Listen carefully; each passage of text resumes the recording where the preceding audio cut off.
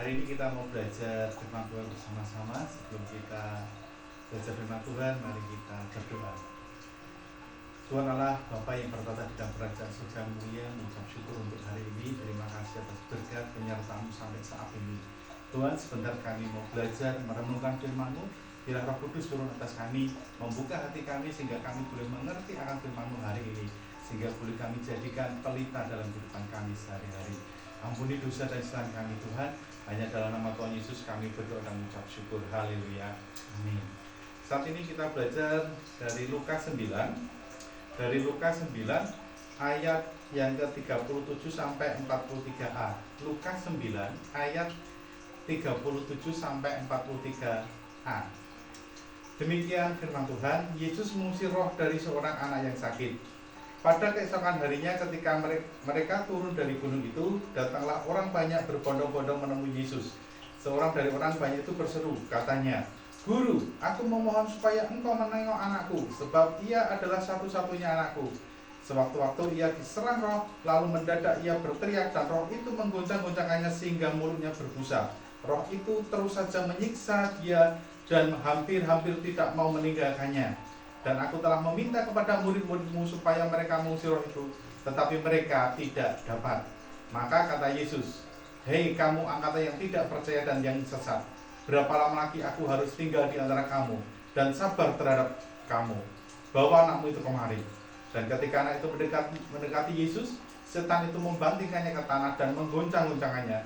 Tetapi Yesus menegur roh jahat itu dengan keras dan menyembuhkan anak itu, lalu mengembalikannya kepada ayahnya. Maka takjublah semua orang itu karena kebesaran Allah. Berbahagialah kita yang sudah membaca firman Tuhan ini, merenungkan dan kehidupan sehari-hari dan melakukan dalam kehidupan kita sehari-hari. Haleluya.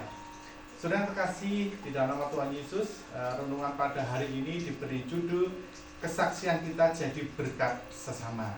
Saya ulangi, kesaksian kita menjadi berkat bagi sesama kita. Di sini difirmankan dalam Lukas 9 ayat 37 sampai 43, Yesus membuat mukjizat mengusir roh jahat atau setan di dalam tubuh anak itu. Yesus senantiasa mengajar pada murid-muridnya untuk melakukan tindakan, melakukan mukjizat.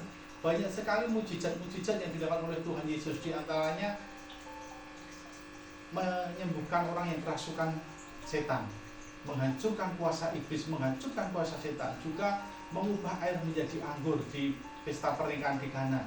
Itu Yesus lakukan supaya orang banyak melihat, murid Yesus utamanya melihat dan menyebarkan kesaksian itu. Apa yang sudah mereka lihat kemudian disebarluaskan supaya orang tahu bahwa Yesus itu adalah Tuhan. Yesus itu mempunyai kuasa ilahi yang luar biasa. Demikian juga kita Bapak Ibu semuanya. Ketika Yesus sudah naik ke surga, Yesus memberikan kita penolong, yaitu roh penolong, roh kudus sendiri, yang akan memampukan kita juga melakukan perkara-perkara seperti Yesus lakukan pada saat itu. Tuhan memberkati kita, Tuhan menolong kita untuk melakukan, kita berdoa untuk orang sakit dan orang itu sembuh. Kita berdoa untuk masalah-masalah kita atau masalah orang lain dan semuanya Tuhan buka jalan. Itu bukan karena kepintaran kita, bukan karena kepandaian kita, bukan karena kuasa kita, tetapi kembali lagi itu karena karya Roh Kudus, itu karena kuasa Allah. Jadi saya ajak Bapak Ibu Saudara semuanya, dengan firman ini, dengan kita melihat Yesus membuat mukjizat ini, mari kita meneladaninya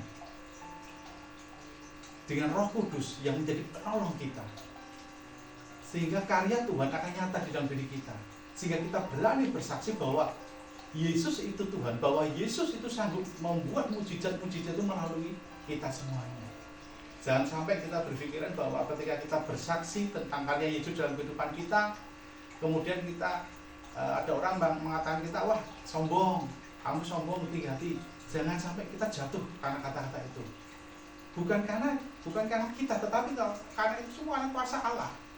Roh Kudus yang memampukan kita, Roh Kudus itu yang membuat karya itu, membuat mukjizat itu melalui kita, anak-anak Allah yang dikasihinya. Karena tertulis dalam firman Tuhan bahwa Yesus naik ke surga menurunkan penolong bagi kita, yaitu Roh Kudus, sehingga kita nanti bisa membuat segala sesuatu yang boleh Tuhan kerjakan dan kita akan kerjakan juga.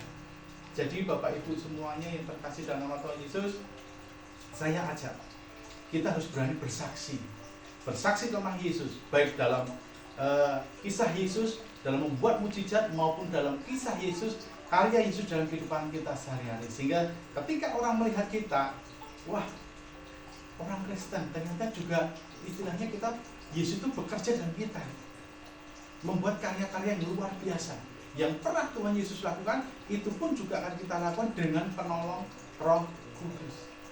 Jadi saya harap mari kita senantiasa bersaksi pada sekeliling kita, pada sesama kita, pada keluarga kita, tentang kuasa Yesus, kuasa Roh Kudus yang ada dalam diri kita, sehingga kesaksian kita nanti akan memberkati semua orang, sehingga kita akan jadi berkat bagi mereka, sehingga nama Tuhan dipermuliakan. Amin. Kita mau tutup dalam doa. Tuhan Yesus yang baik, terima kasih untuk firman-Mu hari ini. Ajar kami Tuhan untuk mengikuti Engkau, untuk melayani sesama kami. Biarlah kami boleh menceritakan akan kuasa-Mu, biarlah kami boleh menceritakan akan mujizat yang telah Kau buat, dan juga kami boleh menceritakan karya Tuhan dalam kehidupan kami sehari-hari, sehingga nama Tuhan yang dipermuliakan, bukan nama kami. Terima kasih Tuhan untuk firman-Mu hari ini. Biar ini menjadi pelita bagi kehidupan kami hari ini, sehingga kami boleh bersaksi, sehingga nama Tuhan dipermuliakan, sehingga mereka, orang-orang tahu bahwa kuasa Allah dulu, sekarang, sampai selamanya terus berjalan dan terus ada. Terima kasih Tuhan. Ampuni dosa yang kami